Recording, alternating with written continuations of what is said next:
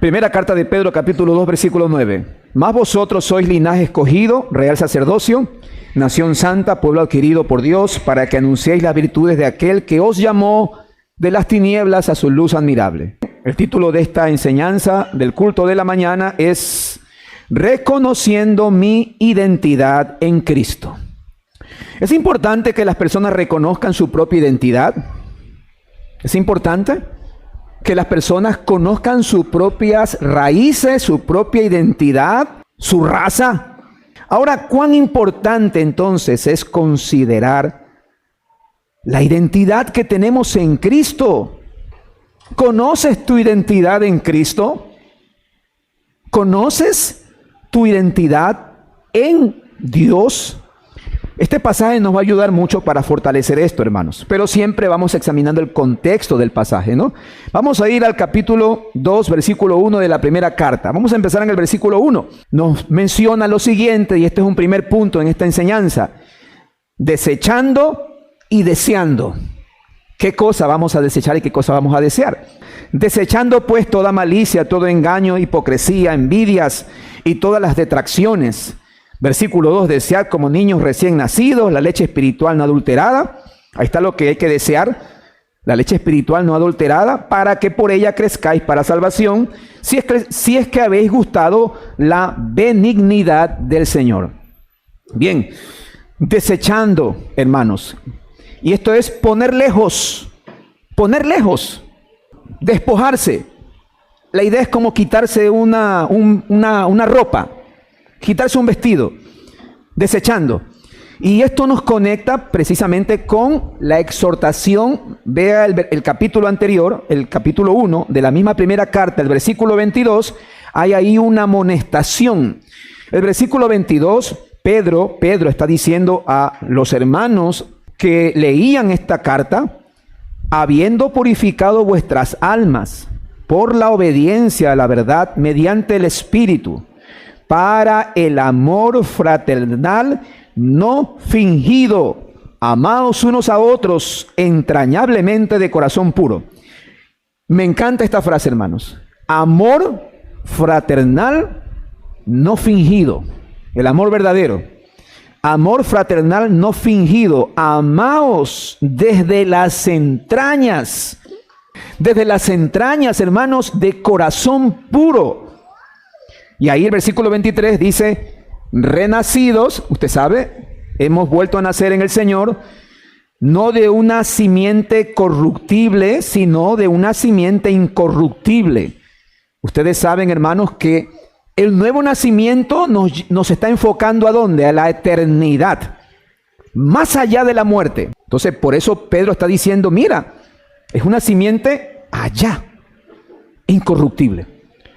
Pero no olvide que aquí hay algo característico de estos hermanos, que se aman entrañablemente. ¿Usted ha visto a los siameses alguna vez? A veces no se puede separarlos, porque comparten los mismos órganos. Es difícil ahí. Hay veces que se los puede separar a los siameses, pero hay veces que no se los puede separar. Bueno, hágase la idea, todos estamos unidos así, entrañablemente. En un sentido, en el cuerpo de Cristo compartimos las mismas cosas. Entonces, considerando esto, es lo que Pedro nos dice en el versículo 1. Ay, si es así, entonces desecha, despójate de todas estas cosas que no concuerdan con el amor fraternal que nos debe unir. Despójate de toda maldad. Y esto es contrario a la bondad del verdadero amor. Despójate de todo engaño, no tengas nada que ver con falsedad.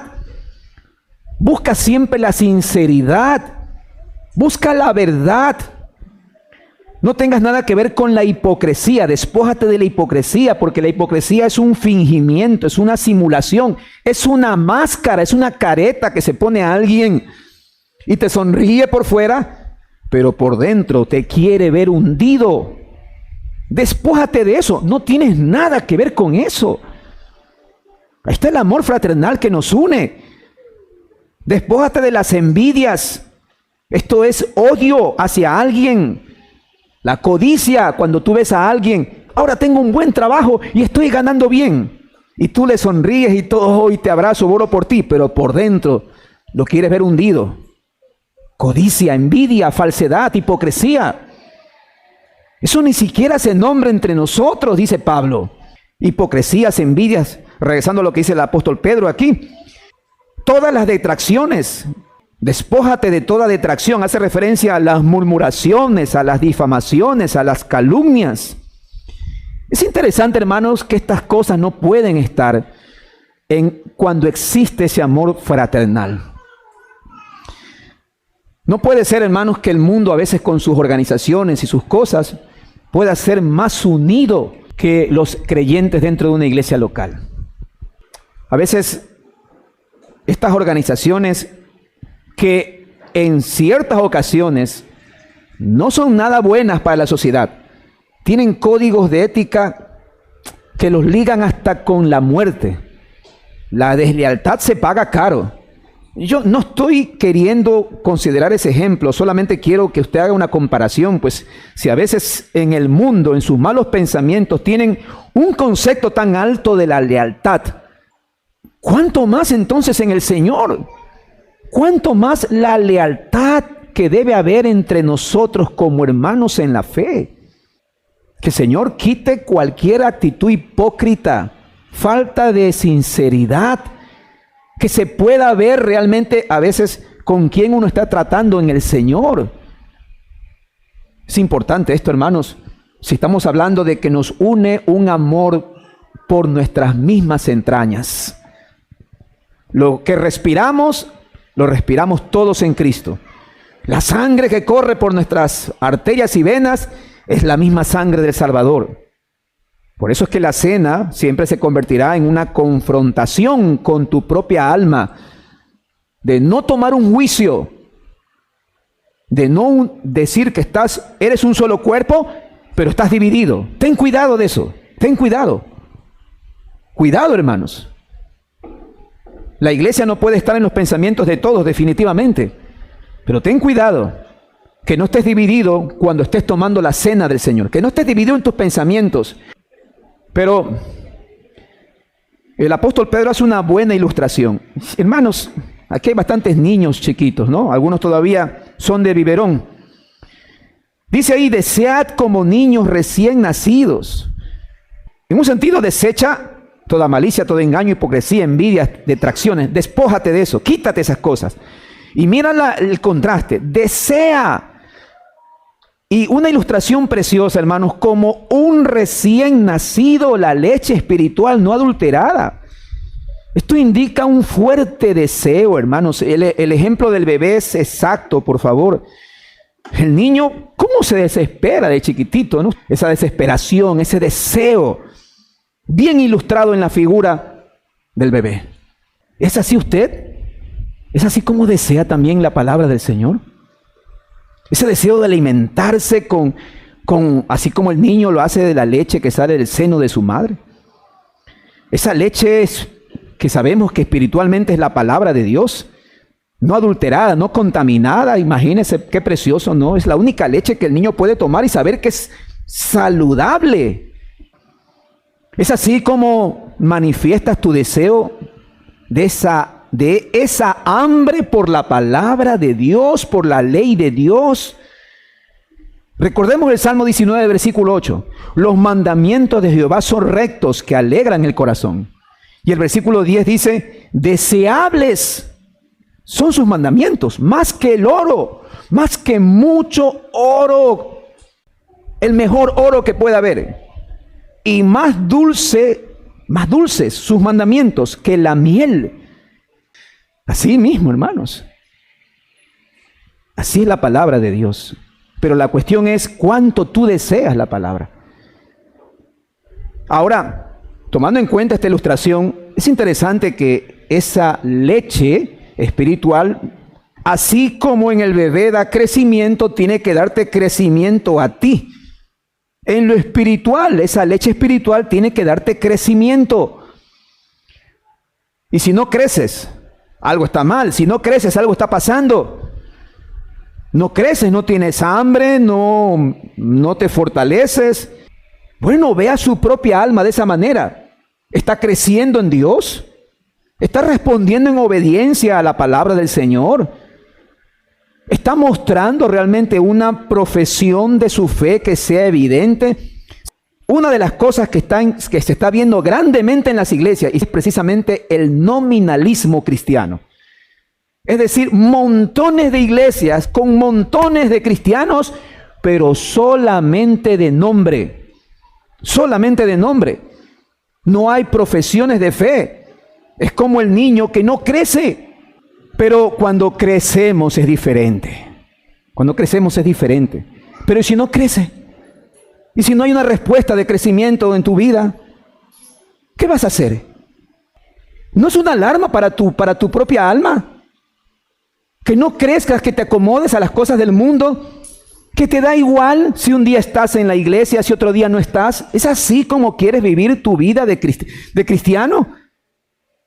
Ten cuidado, que aquí no hablamos de nominalismo, no hablamos de nombres, hablamos de profesión de fe.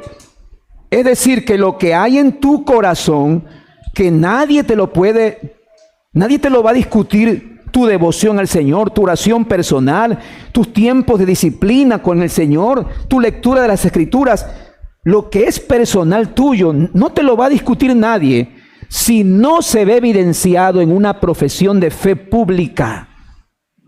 Yo te pregunto entonces, ¿dónde está tu profesión de fe? ¿Dónde está tu crecimiento?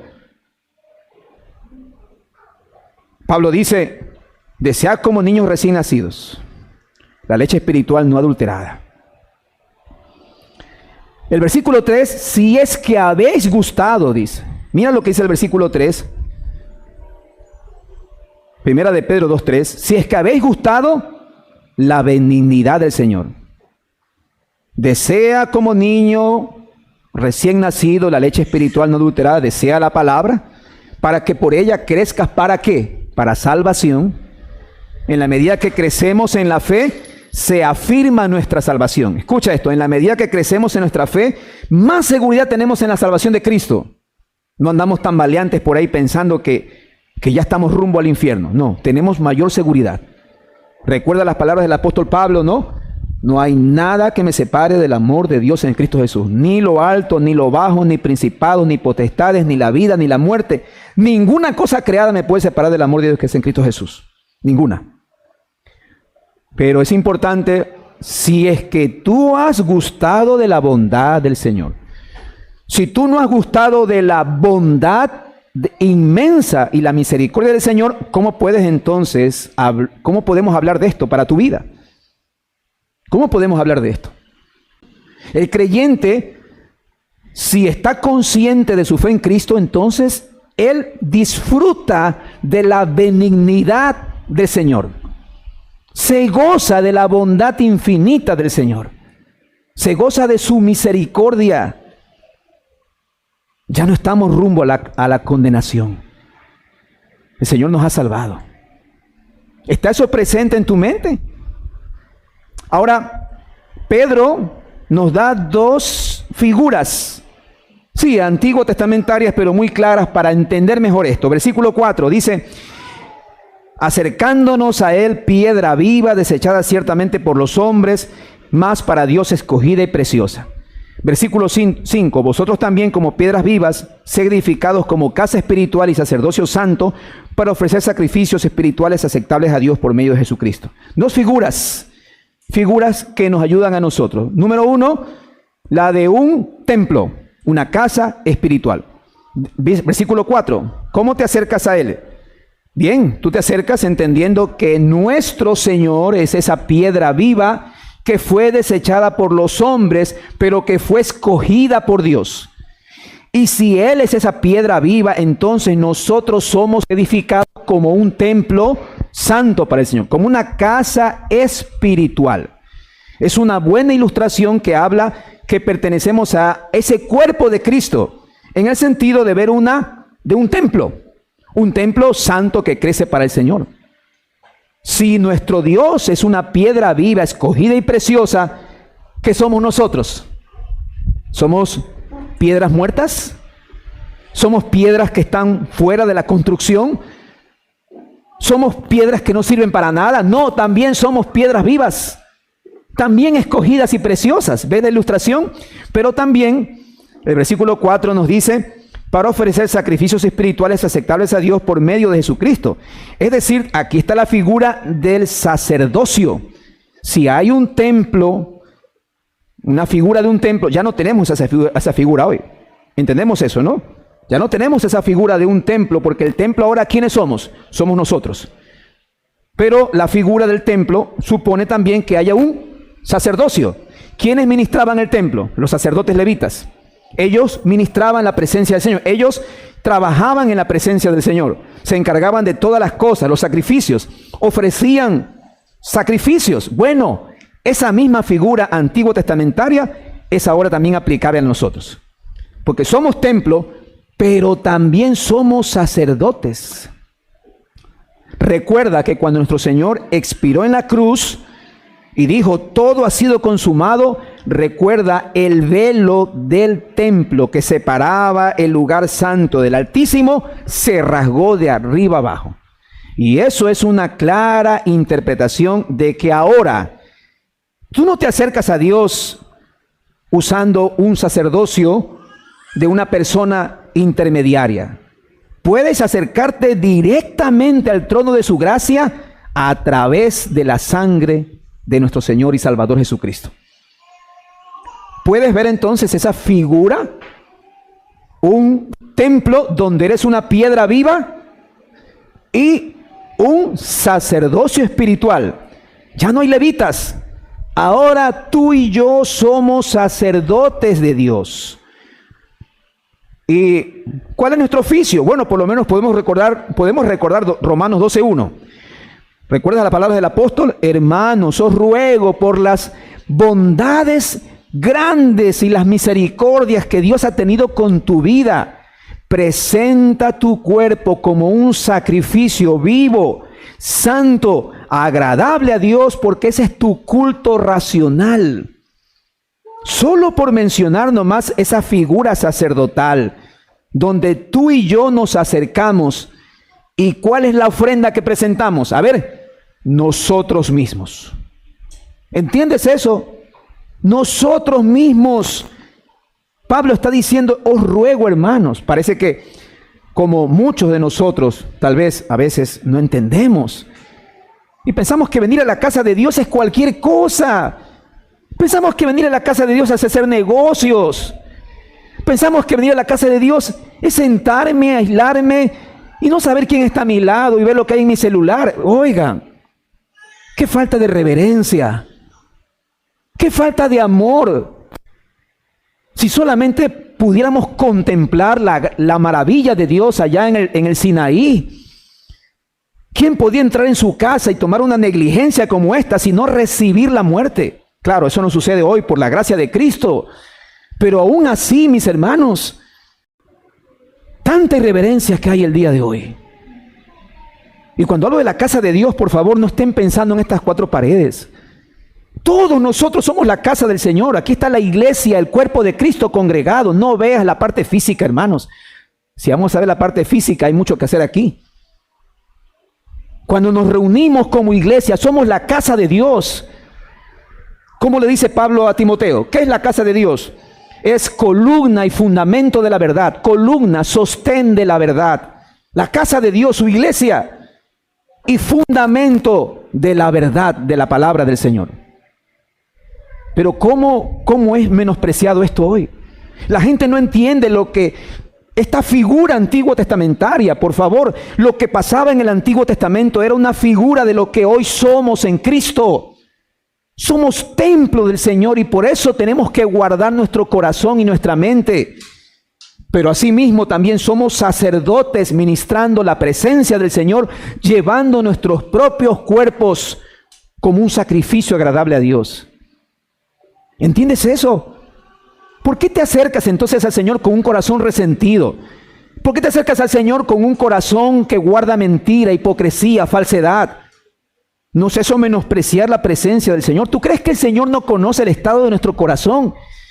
Yo sé que no somos perfectos, hermanos, pero en la mañana dobla rodillas delante del Señor y pídele perdón. Padre, perdóname, voy a ir a tu casa, voy a ofrecer sacrificios espirituales como un sacerdote. Guárdame de la hipocresía de mi propia alma, Señor. No quiero recibir una condenación mayor. Soy imperfecto, Señor, pero quiero acercarme a ti con manos limpias. Miren, eso no lo podíamos hacer sin Cristo, ¿sí o no?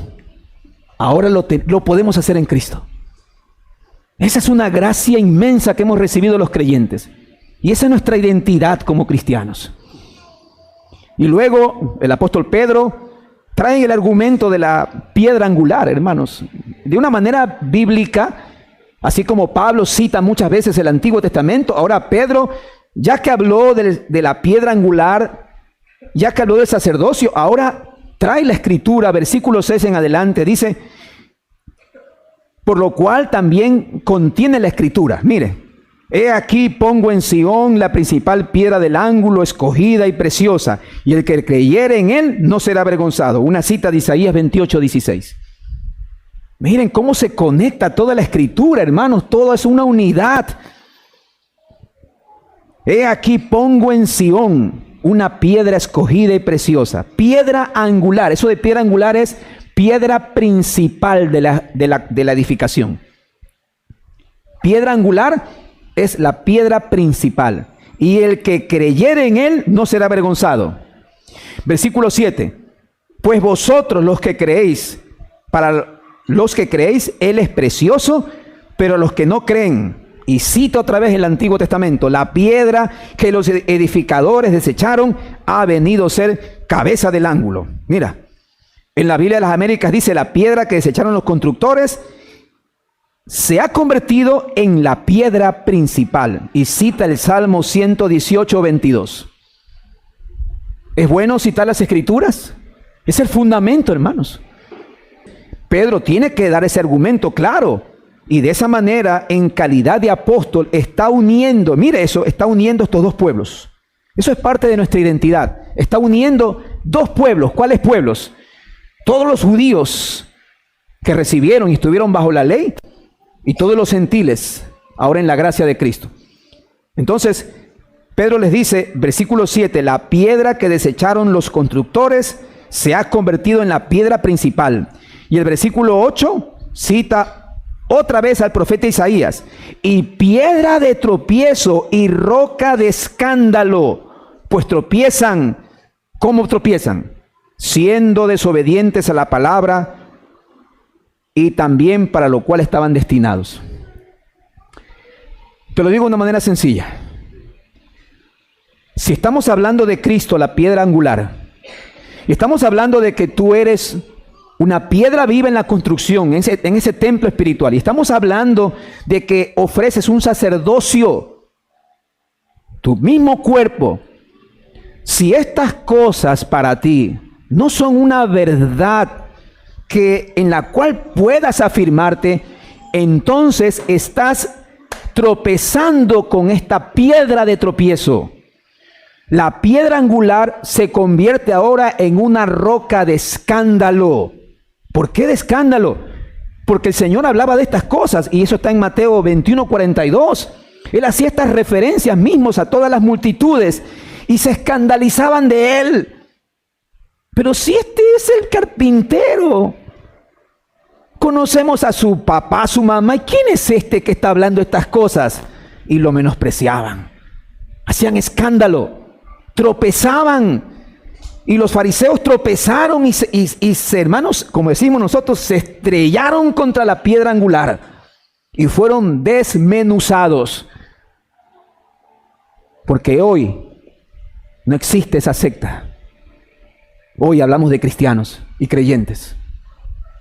Y todo aquel que tropieza contra este fundamento de Cristo queda desmenuzado. Pues no vayas entonces así. Si hoy estás escuchando la palabra, si estás recibiendo la palabra de Dios, no vayas a chocar directamente con la piedra angular, rechazando todo lo que estás escuchando. Que haya temor en ti. Y ese temor que se pueda ver en un cambio de tu corazón, en un deseo por buscar la palabra del Señor, en un deseo por servir en tu iglesia local, en un deseo por ser fiel a la oración. Entonces, está claro el fundamento de la piedra angular. Y ahí, con ese fundamento, vamos al versículo 9, hermano, ya al final prácticamente. Mas vosotros entonces, esa es tu identidad. ¿Qué eres? ¿Qué somos? Somos linaje escogido, real sacerdocio, nación santa, pueblo adquirido por Dios para que anunciemos las virtudes de aquel que os llamó de las tinieblas a la luz admirable. Aquí hay cosas que nos distinguen como un pueblo, como el pueblo de Dios. Y cuando hablo del pueblo de Dios, tú vas a ver, hermanos, cómo se une toda el pueblo de Dios de todos los tiempos, tanto los judíos del Antiguo Testamento con los gentiles que han recibido la gracia. Un solo pueblo de Dios, un solo pueblo. Y todas las figuras que usa aquí son figuras del Antiguo Testamento que usa Pedro. Mira eso, linaje escogido. Primero dice, vosotros sois. Y ahí está hablando ¿de quién? De un solo pueblo. ¿Cómo se llama ese pueblo? La iglesia. Un solo pueblo. El versículo 9. Primero dice linaje escogido. Mas vosotros sois linaje escogido. Y eso es una cita de Deuteronomio 6. Tú eres un pueblo santo para Jehová, tu Dios. Dios te ha escogido para ser un pueblo especial, más que todos los pueblos que están en la tierra. Linaje escogido, linaje, descendencia escogida. ¿Escogida por quién? Por Dios mismo. Claramente habla de la elección de Dios, del hecho de haberte escogido, de lo que Pedro mismo también habla cuando dice en la primera carta, capítulo 1, versículo 2, elegido según la presencia de Dios el Padre. Pueblo escogido por Dios. ¿Qué más? Linaje escogido, ¿no? Real sacerdocio, sacerdocio santo. La misma figura de Éxodo 19:6. Vosotros me seréis un reino de sacerdotes y de gente santa. Sacerdotes y ¿qué más? Gente santa, nación santa, dice el versículo 9. Linaje escogido, real sacerdocio, nación santa. ¿Qué es eso? Un pueblo separado para Él. Lamentablemente la nación de Israel no entendió esto. Pero el pueblo escogido de Dios de todos los tiempos sí lo entendió. El pueblo verdadero de Dios conoce esta filiación, esta identidad. Reconozco que tengo un linaje escogido por Dios.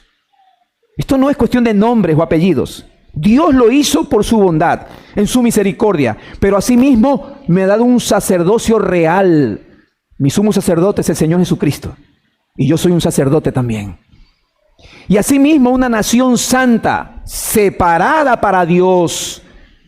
Y todo el contexto nos ha mostrado claramente, si estamos separados para Dios, ¿qué hacemos entonces coqueteando con el pecado? ¿Qué hacemos coqueteando con nuestras emociones? No sé si entiende eso de coquetear, ¿no? Como que le hacemos sí, como que le hacemos no. Como que le hacemos sí, como que le hacemos no al pecado. Si está clara tu identidad, tú no vas a coquetear con el pecado. ¿Qué dice la oración del Padre Nuestro al final? Guárdanos, Señor, de la tentación. Guárdanos de la tentación. Mientras estemos en esta tierra, somos susceptibles a ser tentados. Guárdame, Señor, de la tentación.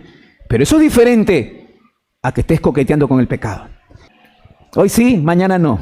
Hoy, mañana es el día de la iglesia. No. Pero ya en la noche, ya, a lo mejor comienzas a ver un montón de barbaridades que hay en las redes sociales. Estás coqueteando. ¿Por qué no dices, oh Señor, quiero guardar tu día hasta el final?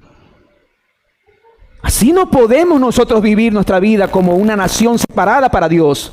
¿Dónde está la identidad entonces como cristianos? ¿Dónde está la identidad? Te pregunto. Siempre será una opción, por favor. Si el Señor te ha traído a esta iglesia, aquí vas a encontrar esta predicación, mis hermanos. Vas a encontrar esta predicación.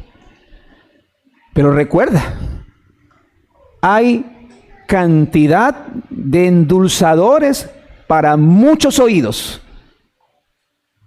¿Quieres escuchar de prosperidad? Tienes muchas opciones que coger.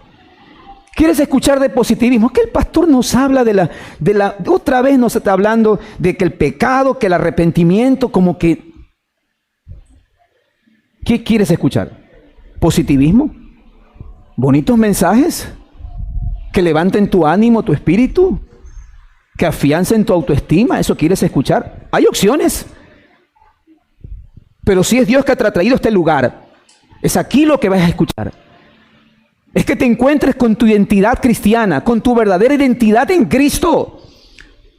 Donde, hermanos, no le hacemos ojitos al pecado. No coqueteamos con el pecado.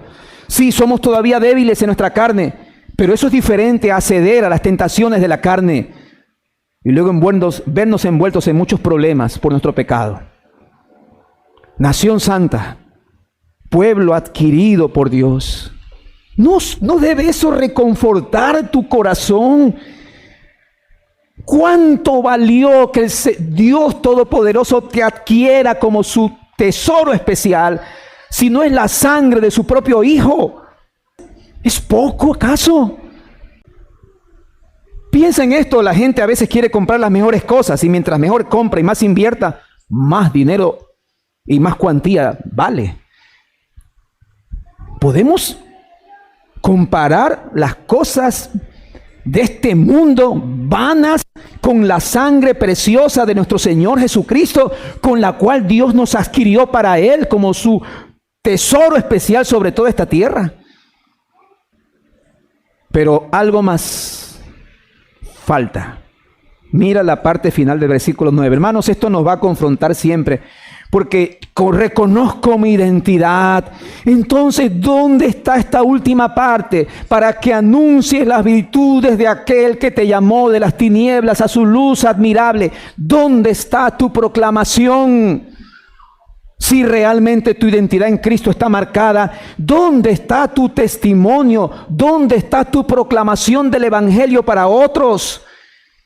¿Dónde está? Te pregunto. Porque si tú me dices que entiendes perfectamente todo esto, oh pastor, sí, entendemos, somos luz en esta tierra, tinieblas, somos sal en esta tierra, perfecto, y cantamos, somos el pueblo de Dios, somos el pueblo especial, llamados para anunciar las virtudes de aquel, perfecto.